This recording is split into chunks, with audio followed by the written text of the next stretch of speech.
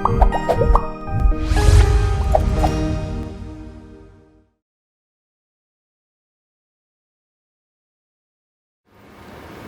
want to start with an introduction which talks about self-worth. Who are you? Because I realize that fundamentally, who you are at the workplace, how you show up, is a reflection of an understanding of who you are. Who are you? Whose are you? Once you are very clear as a Christian that you are a child of God, first of all, whose are you? God is your Father. What is your purpose? Why has God placed you on this earth? Once you're very clear about those, your character is strengthened. And you can actually do the right thing all the time. Even when you go through those conflict situations that I spoke about, and there's pressure to win, who you are shows up all the time in the decisions that you make. So for me, it's very clear who I am. I don't mince words about who I am. I show up everywhere as a Christian. My identity as a Christian actually supersedes every other identity. And so even though as a person, I like to win, and in the marketplace, in the corporate environment, there's so much pressure to win, who I am as a Christian always supersedes the tensions of wanting to win in the marketplace. So everyone has to establish who they are. Actually, if you are now finding out who you are in a conflict situation, chances are that you'll be overtaken by events. Because things are so fluid that you don't now want to be thinking, should I or should I not do these things? I was speaking to Doug over the break, and I was saying for me, the black and whites are quite clear. It's the grays that can sometimes trip you in the marketplace. And if you are not very clear what you say no to, when you get into that space where winning actually determines whether you stay on or not, you will compromise. So clearly, before we even move on to talk about the conflicts and the tensions that I have experienced, and I'm sure many leaders in the marketplace also have experienced, we need to establish together, who are we? And if you are not very clear from my conversations who you are, then maybe you should rethink, go through a process and a journey of self-discovery to establish exactly who you are. Otherwise, you'll be overtaken by events. So the question, as I move on to talk about the 7 conflicts, is, are you living out your faith in the workplace? So before I move on to talk about the tensions, what do I mean when I say tensions in the workplace? My definition is situations and circumstances that challenge your faith on an ongoing basis. So what are some of these tensions? For me, one of the biggest I found on this journey that I've been on for more than 3 decades in the marketplace has been whether, and I've worked in multinational environments, and in most of the environments I've worked in, it's almost like your faith is personal. So, in the workplace, we don't talk about faith. We are here to do business, we are here to achieve targets, and we just do what it takes within, of course, confines of the code and ethics, etc. However, faith is not something that is communicated overtly. However, I have found that sometimes there are contradictions. So I used to work in an environment where the head office was based in Dubai. And it was okay for other religions to be overt about their faith. I recall going for a meeting one day, and we had to wait for one of my colleagues to pray. And it was normal. I mean, we all waited for her. It was like, oh, yeah, she's praying, just wait for her. But it was very different when it came to Christianity. It was almost like you had to hide the fact that you were a Christian. So I came to that point in my life where I realized that actually being a Christian is an integral part of who I am, and I cannot hide it. Of course, maybe through my behavior and the way I live, you can deduce that I'm a Christian. But it was also very important for me to openly proclaim that I'm a Christian, and these are the values I stand for. And from that time, I became liberated.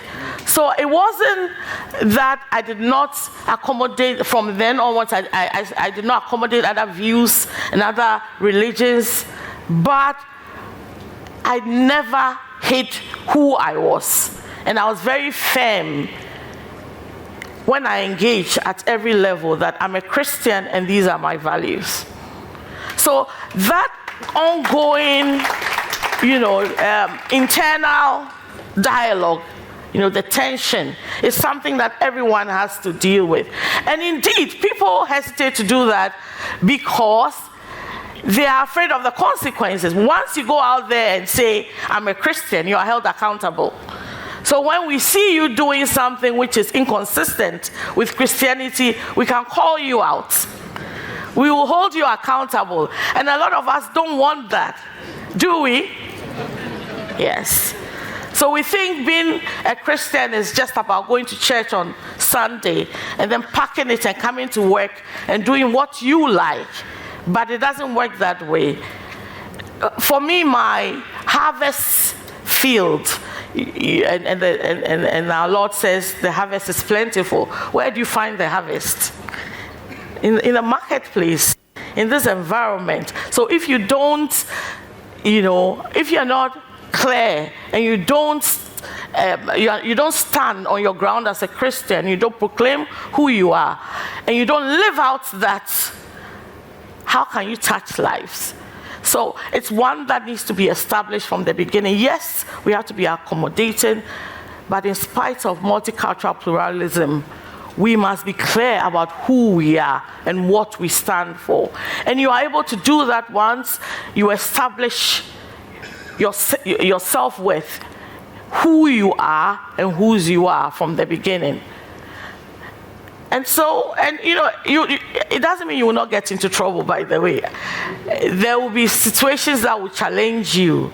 Like I've spoken about the environments I've worked in where they are normally global, secular institutions. And sometimes people take you on and say, well, you are too open about this. But then again, the question is, how has that adversely affected the business and the performance of the business? If you are not able to establish that my being open about my faith is detrimental to the business and the objectives, and indeed, if it is, then I take the stand and say, this is not the place for me. But if it's just about your concern about excluding others, which is not founded on, it's not solidly founded, then we want to revisit the conversation. But this is a non-negotiable for me. And then you realize the other conflict that I've, had to grapple with on this journey of mine is collaboration and competition. And I was in the banking industry for almost 2 decades, 17 years. It's an intensely competitive industry. I mean, we don't like to collaborate. We didn't like to, and I don't think they still collaborate. And there were many instances where it would have been better if we collaborated. The biggest challenge I had, and my low point, one of my low points in in my role as Barclays Bank MD was when we lost a great deal of money. And the thing about it is that we had lent to a customer who had multiple facilities across several banks. And all we needed to have done was to have shared information. But because the competition was so bad, everyone, touted him as a great customer, only for all of us to lose a lot of money at the end of the day. For me, it's one of the biggest lessons. And whilst I'm competitive by nature and I like to win, I'm always at one, stage or another I get to that point where I try to balance and look for ways of how can we work together, even with competition. So within the organization, for many of the organizations, teamwork is very important to me. How do we, in spite of the fact that we are a high-performance organization and individual performance is critical to the growth of the organization, how do we ensure that as a team we are winning? And it doesn't mean that we always get it right. We are always grappling with people having this silo mentality where people want to, there's so much competition. People want to be the winners all the time. But we always try to come back to the central point, which is teamwork. And as John Maxwell, will say, teamwork makes the dream work. And so very, very important to us how we collaborate. And if you look at industry-wide as well, we try to, so for example, one of the things that when I joined the insurance industry I didn't see happening a lot was co-insurance, where I felt that there was so much scope to partner, more scope to partner than to compete, because the cake was big enough to go around. And I felt that we were leaving a lot. We're taking how we are, constrained with foreign currency and there's so much pressure on our currency. I felt that we're taking too much out. As an industry, we're reinsuring a lot and we could do more together. If only we didn't focus on this top line market share thing. There's an unhealthy focus on market share and who has the biggest pie of the top line, and that kind of we can shoot ourselves in the foot. It can actually be counterproductive. So we pushed a lot, and now we do quite a few co-insurance arrangements. We are not there yet, and it's an ongoing conversation, but it's one of the conflicts that I'm very aware of, and as a team we try to work towards great resolutions. And then I also realized that there are tensions sometimes between people needs and profit obligations. In the past, management exclusively worked for shareholder interests. And it used to be said that our role is to maximize shareholder return. Now, yes, we haven't thrown that away because the shareholder demands rightfully their returns. However, not to the exclusion of all else. Now the focus is about stakeholder engagement and a recognition that all stakeholders are important in this matrix, and that the focus should not just be on maximizing returns to the exclusion of all. We keep saying that people are our greatest assets, but do our actions support that? And for me, people are very core to all the successes and the impact I've made in the organizations that I've worked in. So I focus on people and the needs of people. I must say that sometimes actually achieving your profit obligations equips you to be able to meet your people needs as well. Because when the company is not making money, you can't afford to do the things that will make or create the environment that will make your people flourish. You'll agree with me, right? And that was one that we were confronted with. In the insurance industry is not a very high profit industry if you compare it to the banking industry, for example. And we're not really making the kinds of returns that our shareholders were looking for us to return. So there were very difficult conversations when you came up with ideas on how to make the life of people easier, And I must say that increasingly, with support from the team and the progress that we have made, these conversations have become easier, But it's as a result of all of us working together to achieve our profit objectives, that now we can meet our people needs and create the kind of environment that will enable our people to keep growing and the organization also to keep growing. So it's a fine balance between people and profit. And profit is important, by the way, because, if you recall the story where Jesus was looking for fruit from a tree, and when he got there was no fruit, he was upset with the tree. Who remembers that? And he cursed the tree, because he expected fruit. When people put in their money, they expect a return.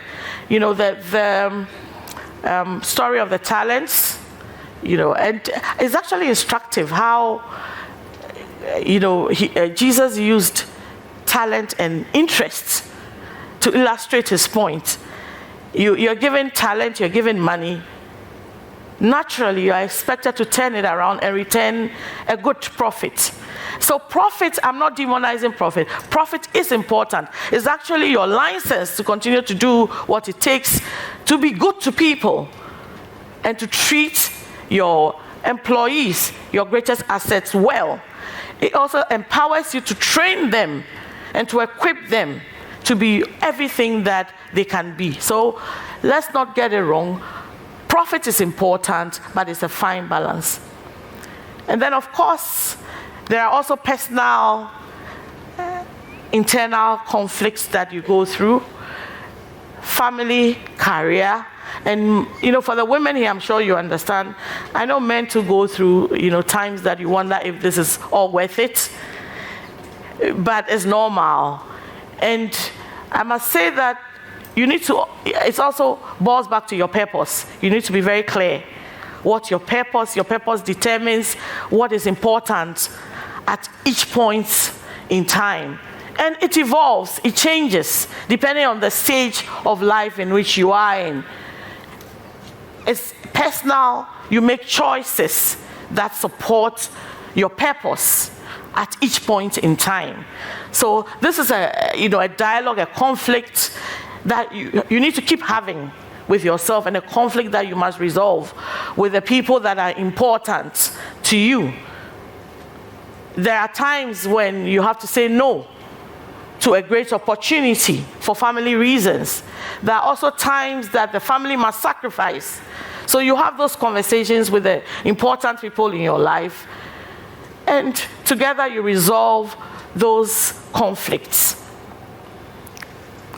So yes, sometimes they do compete, but it's about choices, it's about your season, the stage in which you are in your life. It's about your purpose, which determines your choices.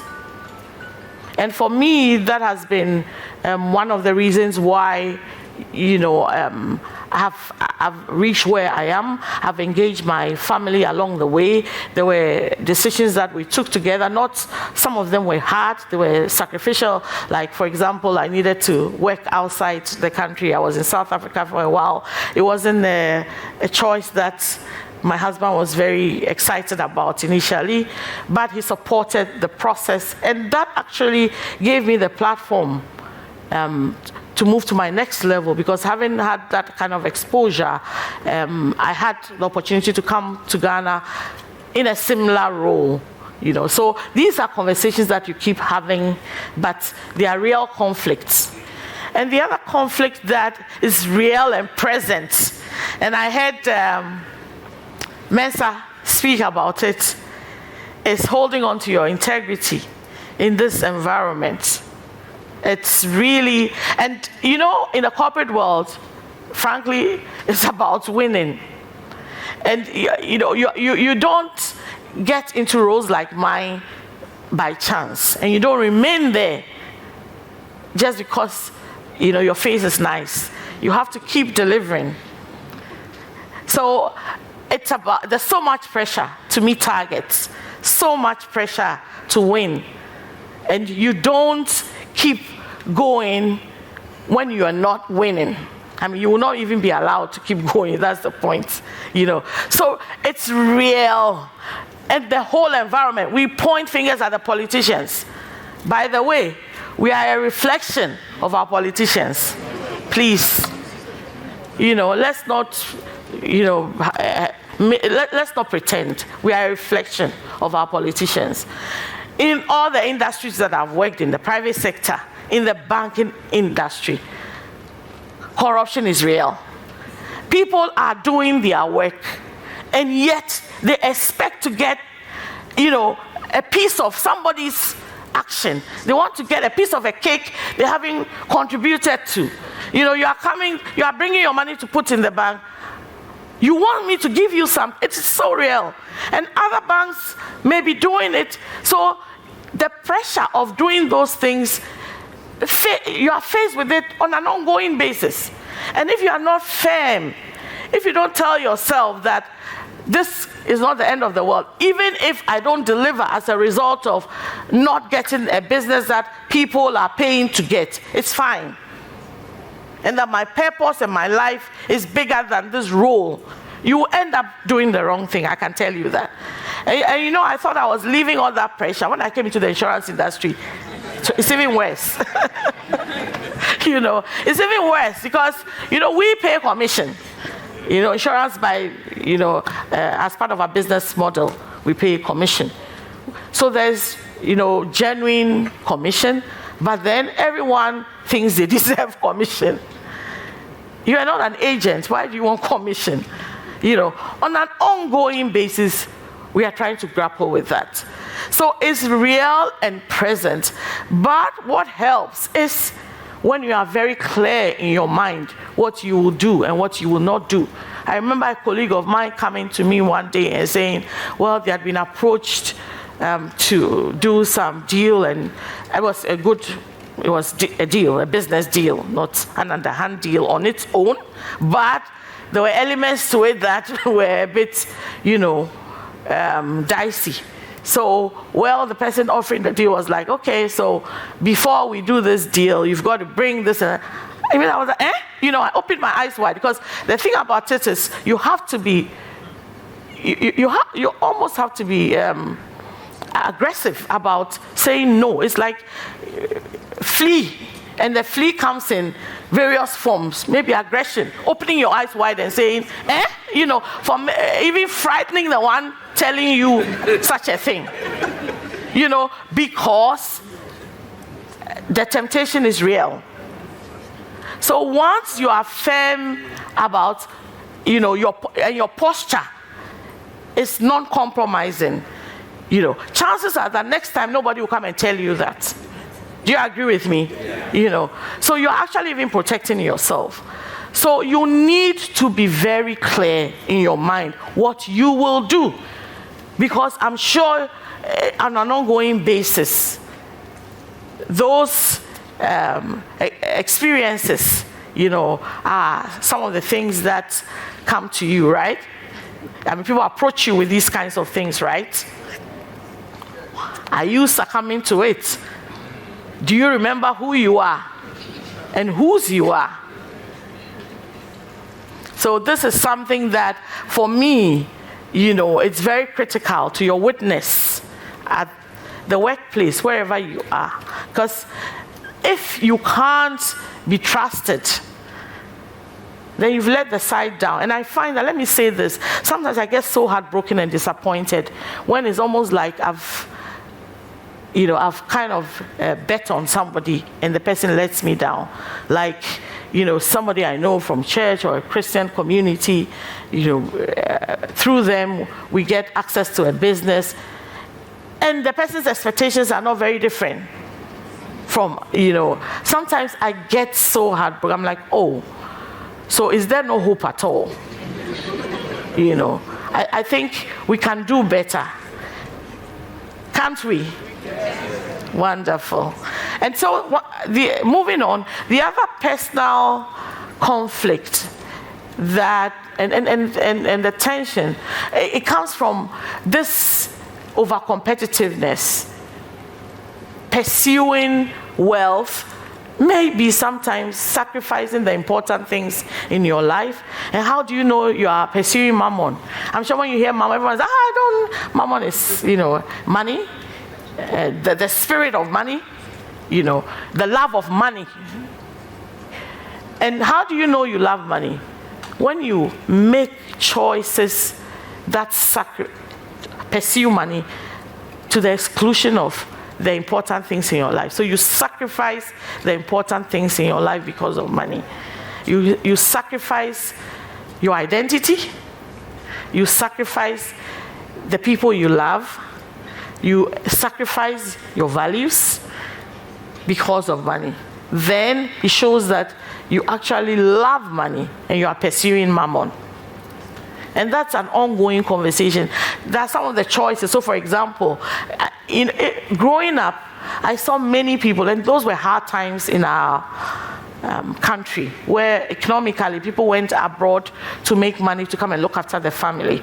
But I saw many parents neglect their children in the name of going greener pastures and going to make money to come and look after them. What's the point of coming back with money and your children all spoiled?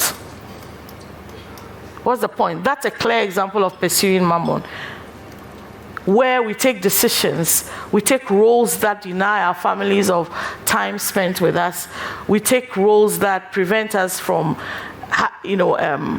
nurturing our children, and therefore they go the other way. We do things that harm, without knowing it, harm the important people in our lives.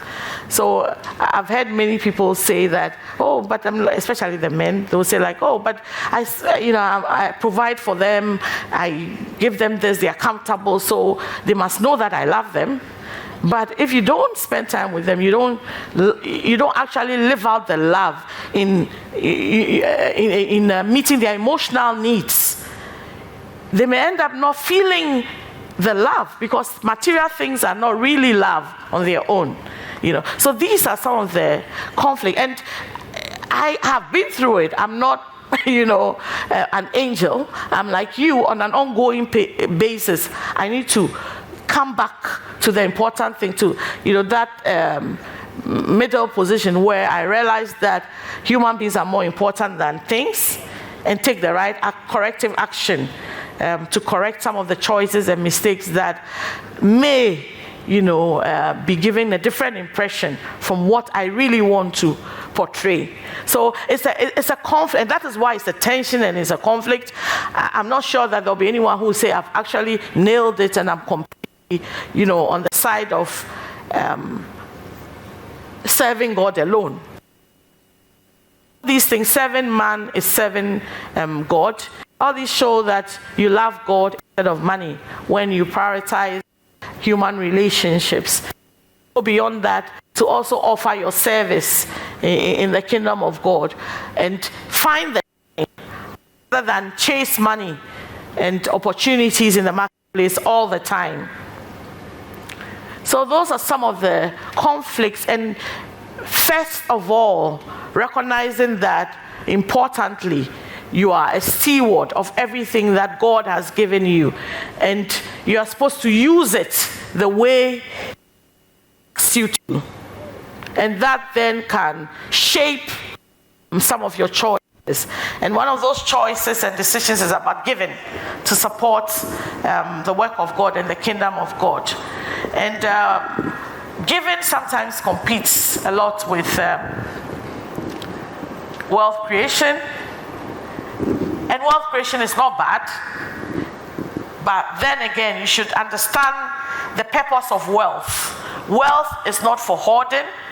Wealth is to use to advance the kingdom of God, to create friends for God. So once that is clear in your mind, and you know the purpose for which you are creating the money, that then guides your actions and prevents you from exclusively loving money on its own. So the final conflict and tension that I find that on an ongoing basis I've had to grapple with is humility versus ego. Because the more successful you are, the more accomplished you are, the more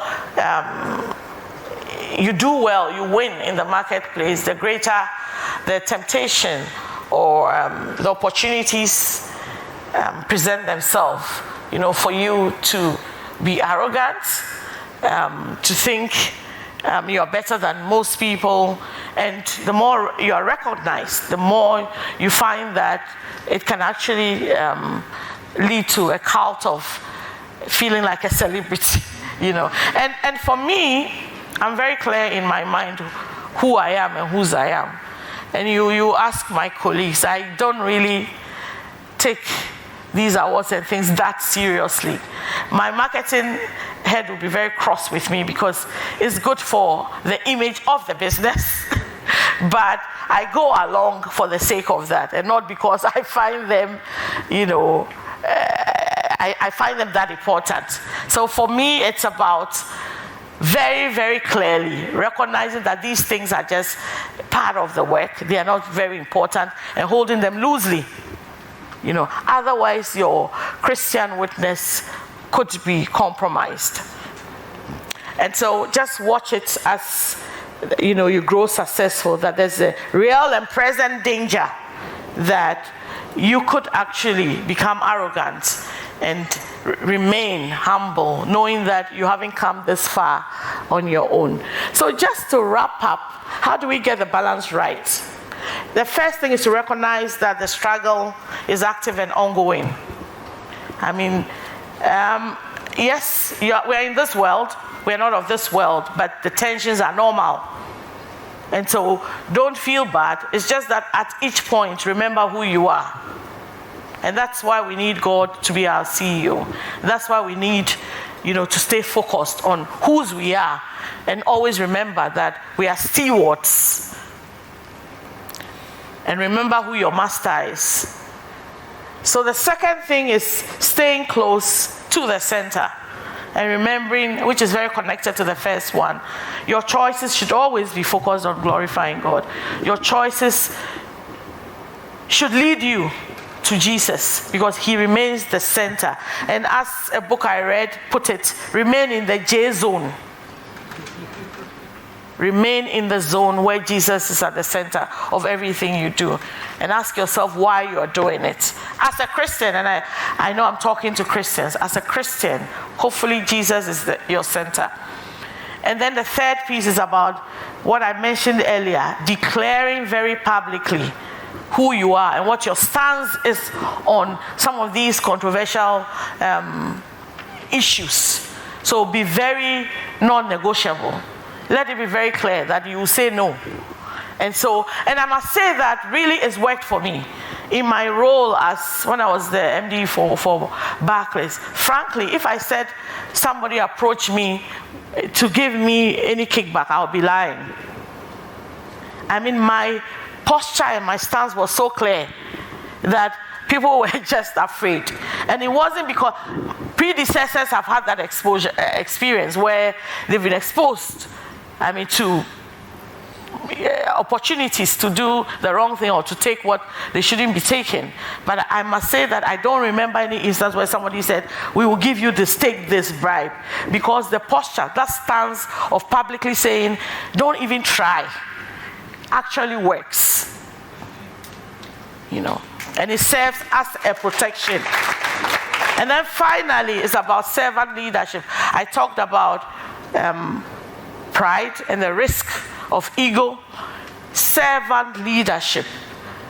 It's about the master. How does the master lead? He says the greatest will be the servant. So it's about serving, working with everyone, and as colleagues, and that's how we work. In many of the places, it's about teamwork, it's about working together, and really overcoming the temptation to lord it over others. Sometimes self-confidence can be seen as overconfident, so just be mindful of any behaviors that may come out as arrogant on an ongoing basis. Let's emulate the master. And then, of course, finally, this is just an encouragement that we can all do it, we can overcome. It's possible on an ongoing basis to overcome some of these internal conflicts, external or internal conflicts that you have to deal with. And then finally, just to wrap up in conclusion, first of all, your identity, establishing your identity, your sense of self-worth. Who are you? This will ensure that you have all the wisdom, the courage, and everything it takes, and the inner strength to say no, even before the situation presents itself. Secondly, though we are in this world, we are not of this world. And therefore, yes, the tensions will be ongoing because we are in this world, but there are tests that with the help of the Master, we should be able to overcome. And look, you may fall once or twice, but hey, get up and keep going. And then finally, always, always, always come back to the J zone where Jesus is the center, and integrate faith in your whole life, because actually faith and work, God and business do mix. Thank you.